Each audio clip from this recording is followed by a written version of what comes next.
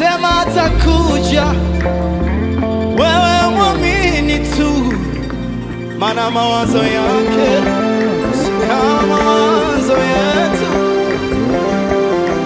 Maana mawazo ninayowazia mimi si ya mabaya, bali mawazo ya amani, kuwapa mwisho mzuri na mwema. Mimi ni Mungu ninayekujua, mimi ni Mungu ninayekuumba. So I know what's best for you. So whenever I say I'll come, I will come. Whenever I say I will do it. What you have to do is believe it and wait for me. You gotta see me real soon, real soon. Yes. Oh.